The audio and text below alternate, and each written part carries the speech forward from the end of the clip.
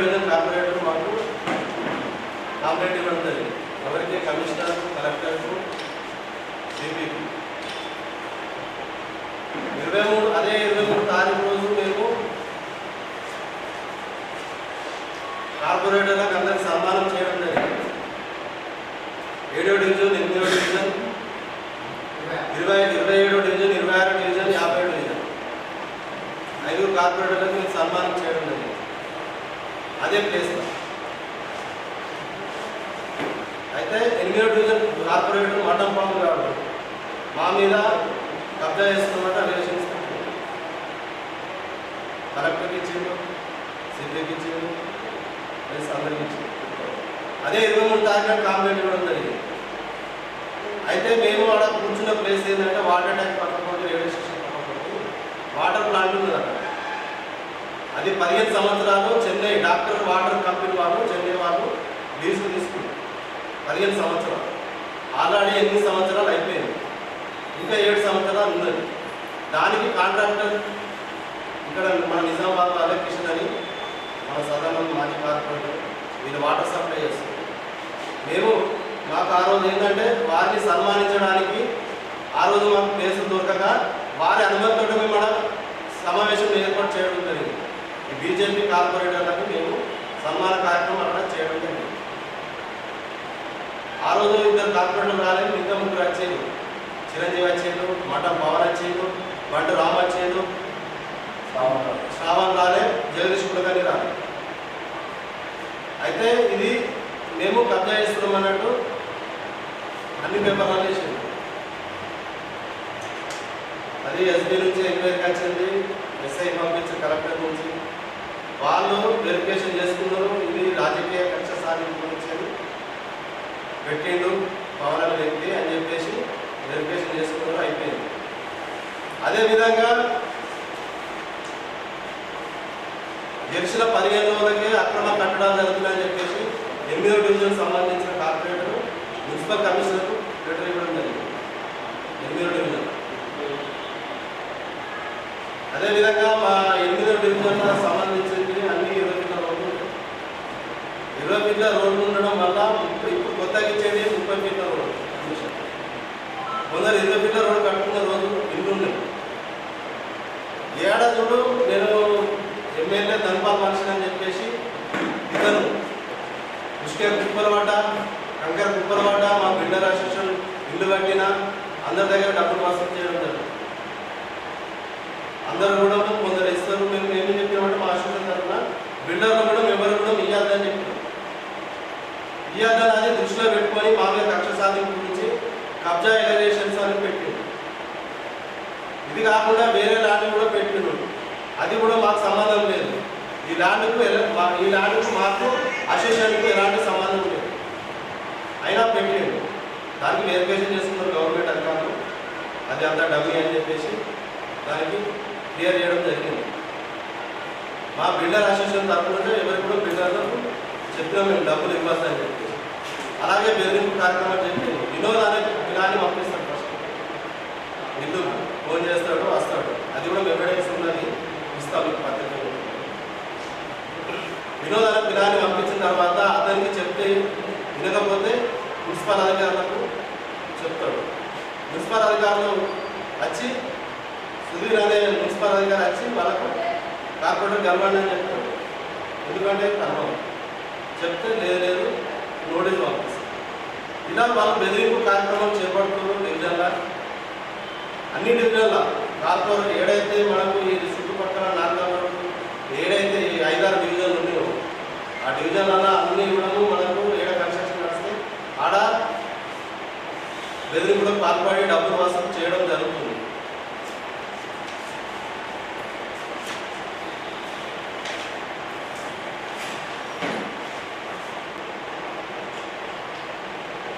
ఆయన గెలిచి 2 నెలలు అవుతుంది. మా బిల్డర్ అసోసియేషన్ నుండి 10 సంవత్సరాలు అయింది. ఇంతకుముందు కార్పొరేటర్ లేదా చెప్పండి. కింద కడితే 50,000, మీద కడితే 1,00,000, ర్యాంప్ జరిగితే 30,000. ఇట్లా వాళ్ళు డిమాండ్ చేయడం జరుగుతుంది. అదేవిధంగా మాకు వచ్చిన సమాచారం ఏంటంటే నిన్న ఒక బిల్డర్ బాగా సతాయిస్తే కాంప్లైంట్ ఇవ్వడం జరిగింది. కాంప్లైంట్తో పాటు ఆయన మీద ఎఫ్ఐఆర్ కూడా బుక్ చేయడం జరిగింది. ఆ రోజు మేము సన్మాన కార్యక్రమంలో ఉన్నాం. నేను కూడా ముందు ఆ రోజు అధ్యక్షుడిగా నేను కూడా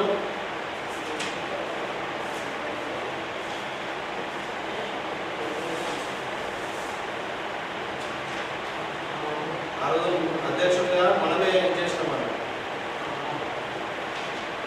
మాకు ఆ ల్యాండ్కి ఎలాంటి సంబంధం లేదు.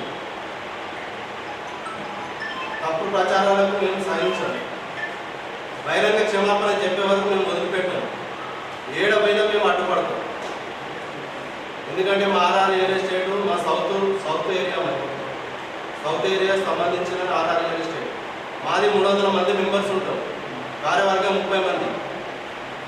రియల్ ఎస్టేట్ ఏజెంట్లు, builder association, real estate association రెండు కూడా కలిసి ఉంటాయి.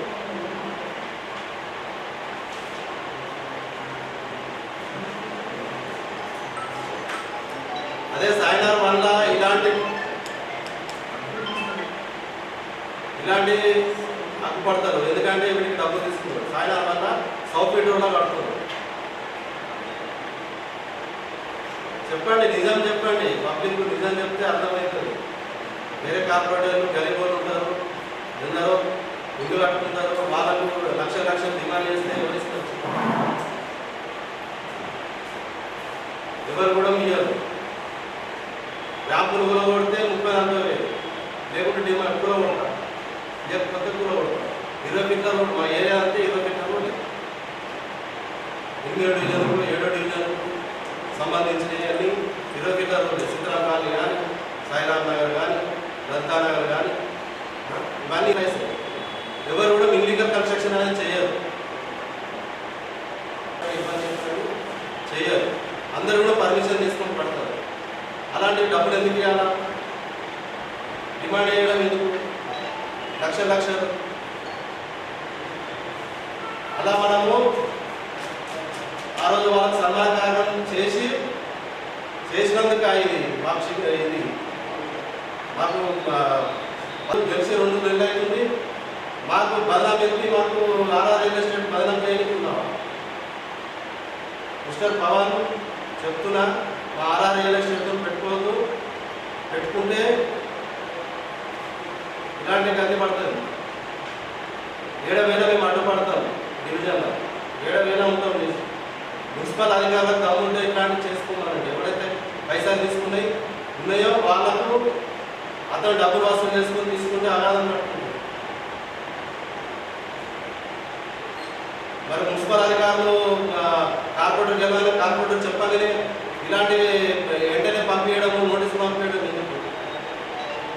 ఎన్ని రోజులు లేదా? ఇందరు కార్పొరేటర్లు వచ్చిపోయింది. మా బిల్డర్ని ఎందుకు సతాయిస్తారు? మా డివిజన్ గరీబోళ్ళు ఎందుకు సతాయిస్తారు? పర్మిషన్ లేకపోతే పర్మిషన్ అప్లై చేసుకోమనండి. పర్మిషన్ ఇప్పియండి. కార్పొరేటర్ కదా, ఇప్పియండి. పర్మిషన్ లేదు, ఇది ఉంటే అప్లై చేసి చేపియండి. డబ్బులు డిమాండ్ చేయడం లేదు.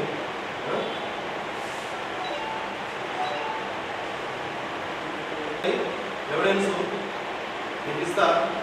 అది సరిపోతుందా? మీరు వాయిస్ మాట్లాడే కదా, ఆ ప్రెస్ నోట్ ఇచ్చేసి సరిపోతుంది. ఇది FIR copy.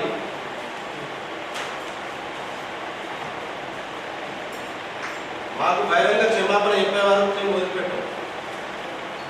RR real estate అసోసియేషన్కు మా బహిరంగ క్షమాపణ చెప్పాలి. చెప్పేదాకా వదిలిపెట్టాం. లీగల్గా యాక్షన్ తీసుకుంటాం. చేస్తే ఎట్లా? మన అతనికి తెలియదా? అరవింద్ గారికి తెలియదా? మరి బీజేపీ నాయకులు ఇట్లా వసూలు చేసుకుంటే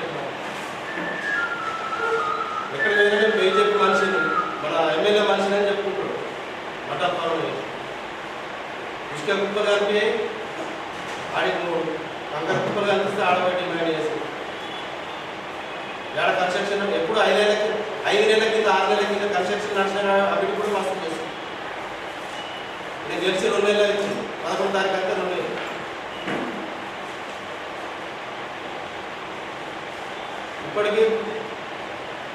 వదిలేసింది. కొందరు భయపడేస్తారు, కొందరు మేము ఇవ్వమని చెప్తారు. మా బిల్డర్ అసోసియేషన్కి వచ్చింది కాబట్టి మాకు ఏదో విధంగా మమ్మల్ని ఇబ్బంది పెట్టాలని చెప్పేసి మేము కబ్జా చేసినామని చెప్పేసి ఎక్కించే ప్రయత్నం చేసి మాకు అలాంటికి ఎలాంటి సంబంధం లేదు. మేము ఎలాంటి దానిలోకి మేము పోము. మేము కమిషన్ మీద చేసుకునే దాంట్లో రియల్ ఎస్టేట్ అనేది ఎలాంటి ఇల్లీగల్ ల్యాండ్లలో పోము. మేము మాకు సంబంధం లేదు, మాకు అవసరం కూడా లేదు.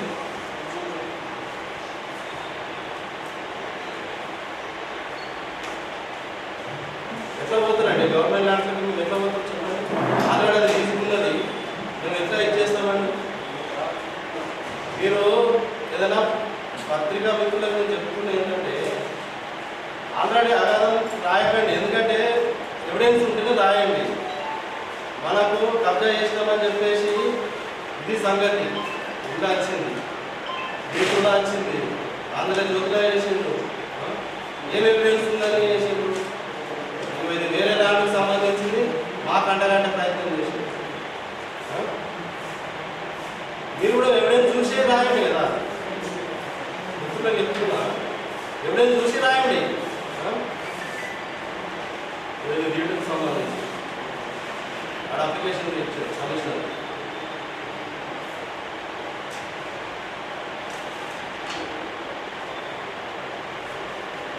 రియల్ ఎస్టేట్ అనేది ఇప్పుడు ఉంటుంది కదా, తాత తెలిసిందా?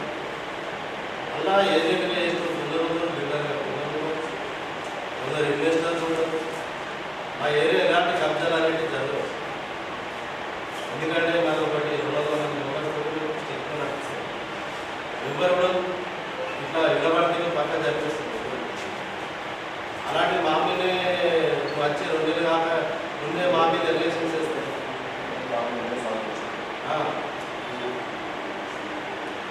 అందరూ ప్రాబ్లమ్ సాల్వ్ చేసినాం. కమిషన్ లేకపోతే లేకుంటే డబ్బులు ఇవ్వకుండా డబ్బులు కట్టి ఒక ల్యాండ్ రిజిస్ట్రేషన్ కాకుండా అందరూ పిలిచి మాట్లాడి సామరస్యంగా వాళ్ళకి డబ్బులు ఇప్పించే ప్రయత్నం చేసినాం, కమిషన్ ఇప్పించే ప్రయత్నం చేసినాం. మా రియల్ ఎస్టేట్ సంఘం అసోసియేషన్ నుంచి ఇప్పించే ప్రయత్నం చేసినాం. అలా మంచి పనులు చేసినాం కానీ ఎప్పుడు కూడా ఇట్లా వ్యతిరేక పనులు చేయలేదు. సంఘం ఓన్లీ అక్కడ అనాన్న గట్టేనా మొత్తం సపోర్ట్ చేస్తున్న పని మీద కలెక్టర్ కంప్లైంట్ ఇస్తున్నారా? ఆల్రెడీ ఎఫ్ఐఆర్ పెట్టారు సార్. కలెక్టర్ గారికి ఇస్తున్నారా అంటే ఆయన మిస్కాండక్ట్ మీద ఆల్రెడీ వెరిఫికేషన్ ఏంటి? పార్టీకి ఏమైనా ఫిర్యాదు చేస్తున్నారా? ఏ పార్టీ? ఏ పార్టీ ఆ పార్టీ నేను ఎందుకు చేస్తాను? ఆయన అట్లా చేస్తున్నారు, పార్టీ నుంచి తీసుకెళ్ళారా అంటున్నా. ఇప్పుడు వెళ్ళదా పోదా పార్టీ దాకా పోదా? బీజేపీ కార్పొరేటర్ కదా. అలానే మీరు బిల్డర్ అసోసియేషన్ తరఫున మీరు అభిప్రాయం చెప్తున్నారు, ఏమని ఎమ్మెల్యే అనుసరణ అని చెప్తున్నారు. మీరు మిమ్మల్ని ఎందుకు టార్గెట్ చేస్తున్నారు వేరే బిల్డర్ కాకుండా? మీరు ఆ ఏరియాలో ఉన్నారు కదా.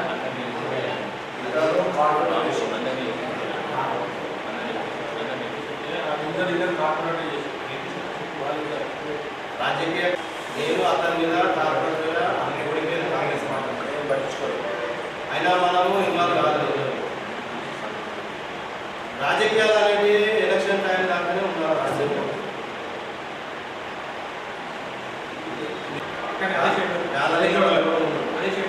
ఆయన బర్త్డే ఆ ప్రోగ్రాంలో అందరి అప్పటికి సివిల్ మాట్లాడారు. మాకు ఏంటి ఏం లేదు, ఇద్దరి మీద కక్ష ఉంది నాకు అన్నాడు. మా ఇంట్లో పేరు మా సెక్రటరీ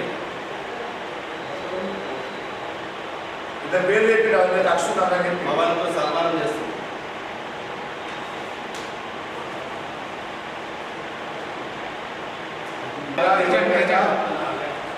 ఎవరికైనా మేము ఇబ్బంది పెట్టాము. ప్రెసిడెంట్ గారు మీరు ప్రజలకు మున్సిపాలిటీ కలెక్టర్ గారికి అడ్రస్ చేస్తూ మీ లోకల్ ఉంటారు కదా. నేను బిల్డర్ అసోసియేషన్ తరఫు నుంచి అధ్యక్షుడుగా ఆ అసోసియేషన్ ఏం నిర్ణయం తీసుకుంటే అతని మీద చర్యలు తీసుకోవాలి. మున్సిపల్ పరంగా చర్యలు తీసుకోవాలా, మున్సిపల్ అధికారులకు ఇస్తాము, అలాగే కలెక్టర్కి ఇస్తాము, కలెక్టర్ పరంగా చర్యలు తీసుకోవాలా, అలాగే వాళ్ళ పార్టీ సిద్ధాంతాలు ఇవేనా. ఇప్పుడు అన్ని డివిజన్ల కార్పొరేటర్లు మా ఏరియాలకు సంబంధించిన కార్పొరేటర్లు అందరూ కూడా ఈ కార్యక్రమాన్ని కోరుకుంటున్నారు వసూలు రాక.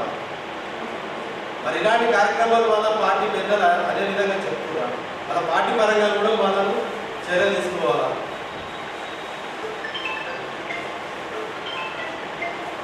బహిరంగ క్షమాపణ చెప్పాలి మాకు.